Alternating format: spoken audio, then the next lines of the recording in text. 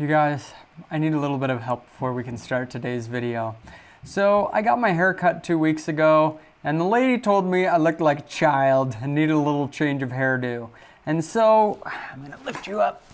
We're doing this like a kind of just messy, not parted thing here. And I kind of feel like, remember Biff from Back to the Future? I think I kind of look like Biff looking, you know, with just this spiky. Is it like a, is it cooler than I am, the haircut, you know? Anyway, that's my main question. Other than that, let's talk blogging.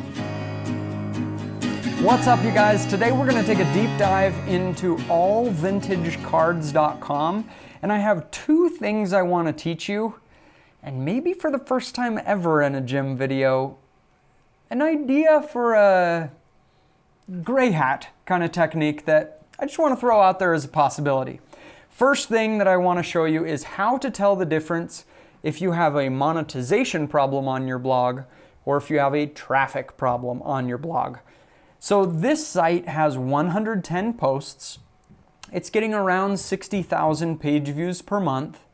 It's earning $2,000 a month from passive sources, and that's really what we're going to focus on. But he's also earning about $1,000 a month from active stuff, lead generation, kind of grading cards for people, consignment of cards selling on the site, things like that. So those are the stats. You can kind of see what the site is. It's about sports cards. Now his goal is to take this site from $2,000 a month to $10,000 a month. If you guys have kids, you know how like on Blue's Clues, or really like a lot of the shows, how they will ask a question and then they're just like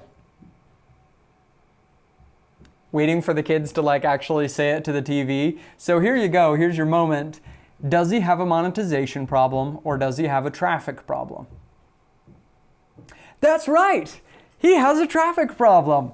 So 60,000 page views a month. Here's how I come to that conclusion.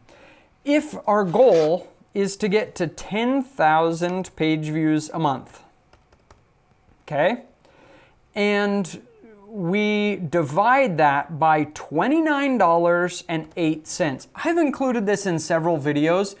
Memorize that number. It's so helpful as you're doing blogging, 29.08.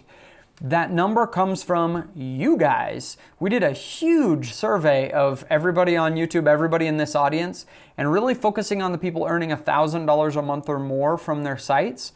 And their average earnings per 1,000 page views, EPMP, is $29.08.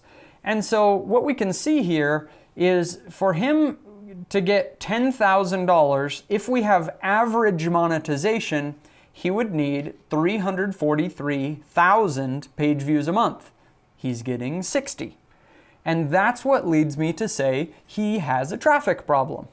Now, I have to put a caveat on that. That's talking about pretty average, mediocre monetization. Some of you have businesses that you can do way better than that monetization. Maybe you have an info product that's incredibly valuable that you could be making sales for. Don't think that $29.08 is, oh, you're just okay if you're there. I think you could do way better than that. I know people earning well over $400 EPMP on their sites. But it does, as a general barometer, say, yeah, it's probably a traffic problem.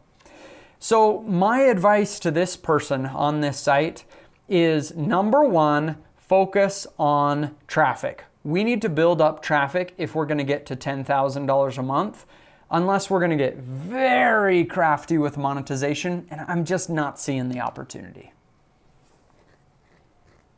Part 2. Yay, Jim, you just told them, get more traffic. Not that helpful, right? So now let's talk about how he needs to work on building the traffic to this website. I think there's a common mistake, but a big one that's happening right now, that it's so good that we met at this time because I can prevent you from years of continuing this mistake because I've been there. So I can't show you the bottom right of the Google Analytics because it's not my site, so I don't want to out his keywords, but I will walk you through some general things of basically what's bringing the traffic to this site.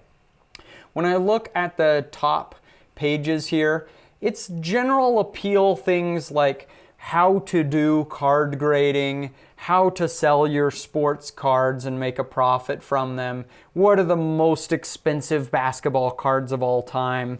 Those are the types of queries that a lot of people Google. Those of you in Income School and our membership, you know the inverted pyramid. You know everybody starts at the base, the upside down pyramid.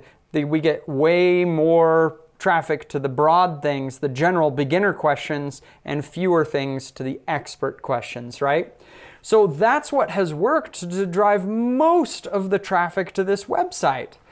But when I look at some of the recent articles that the site owner's putting out, well, he's putting out a lot of niche things like how to spot a counterfeit Michael Jordan 1983 number 7 Topps card. And it's like, oh, that is so niche, right? And actually some of them are working a lot better than I would have thought. They must be a more popular card than I understand, but still, it's pretty niche.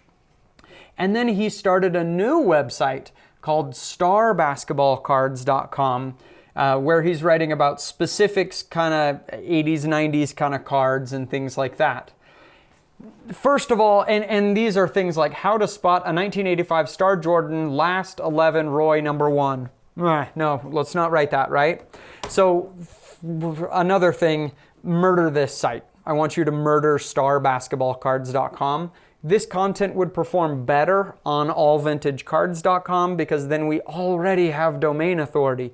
And these types of queries that you're writing about, you're already gonna win because they're so specific. If you just have a little pocket of content on all vintage cards, murder starbasketballcards.com. But this is the kind of gray hat thing that I wanted to mention. So let's say you build up a really successful, very niche, very passive site. Let's say you got 200,000 page views and let's say you want to grow further, right? Well, you need to find more topics to write on and you need to create a ton of content. You're going to have the knowledge of what you've already written about, and so it's going to be a little bit easier than starting, but you're starting to scrape the bottom of the barrel with search analysis when you have that big of a site. So one thing as an academic curiosity that we've toyed with a lot is what happens if you start one very, very successful site, then you just take the top 80%, maybe 60%, depending on how you performed, of the article topics on that. Just go create a new site to compete with yourself. Now, part of you says, why would you do that? You're already winning those rankings. Well, because the number one result is only getting, 35% of the clicks of the total page. So winning number 2 is pretty valuable. And if the site has really worked, kind of interesting. Now, there's a problem with this academic curiosity that I'm bringing up, is Google doesn't like spam. And that's not at all what I'm suggesting is to spam the search results. But it is kind of weird if the same person is writing about the same thing with just 2 different brands. Kind of sounds a little spammy in a way. There may be a way to do it correctly if you have, another person write to have a different perspective on a different site. I don't think Google has anything necessarily wrong with just having 2 brands in the same space. Well, if I do this, that's actually 4, but you get the idea. Anyway, academic curiosity, but could be extremely lucrative. We've talked about it for years. We've never really done it. Interesting though. Part 3. Why is the traffic going down on this site? This is super scary when you're working really hard and relying on the income from a site and you see the traffic going down. And I want to walk you through how to analyze that. A few questions I'm going to ask myself when I see a decline on a site. The very first thing that I'm going to do, actually, if you're on the Mac, you need to get an app called Better Snap Tool. Only costs a couple bucks, and it's so much easier that you can just drag a window and snap it to the sides, just like you can on Windows. I don't know why it's not a native Mac feature. But essentially, what I'm going to do is I'm going to go in Google Analytics, and I'm going to just pick a month where things were going well, and then a recent month, or a month after it started to go down. And I'm going to look at what the top pages were and see if they changed, if we just dropped some rankings there. And then I'm going to go into Google Search Console and see what the changes to impressions was, to see kind of, are we getting fewer impressions? Are we getting fewer clicks? What's happening there? And then the next thing that I'm going to want to see is it me or is it the industry? And I wish I had known this a few years ago. On my photography site, I was seeing a decline, and I felt like my brand was growing, but it just wasn't doing what it wanted to. And I just didn't see what was happening. I mean, this is just photography basics, the Google trend. I mean, the interest in photography had just gone way down as people became less interested in DSLRs and were using more cell phones. And I was just getting so frustrated as to what was happening, and it was industry-wide. Now, I think things have leveled off, and I think the future of photography, I think people are going to still be taking photos forever, but the type of content I had been working on wasn't right. I needed to focus on where people were moving in photography, so that's a really helpful tool. If I look at the sports cards market, well, look, actually, his traffic almost perfectly mirrors if we look at something like sports card grading on Google Trends, which is what a lot of his content is about. So really, I don't think anything is wrong in terms of the traffic. It's just a little bit of a boom and bust in the industry, but still okay. And then when I look at the industry, I said, well, is there space for him to get more traffic? And so I started to look at some general appeal, base of the pyramid kind of stuff, like, why are rookie cards more valuable? Something very basic that a beginner would ask. And we'll look at it. Number 1 result, forum. Number 2 result, forum. Number 3 result, forum. Number 4 result is Google's just like, how about a Wikipedia page about sports cards? Do something with that. There's nothing here, nothing, for something that's a total base of the pyramid type of query.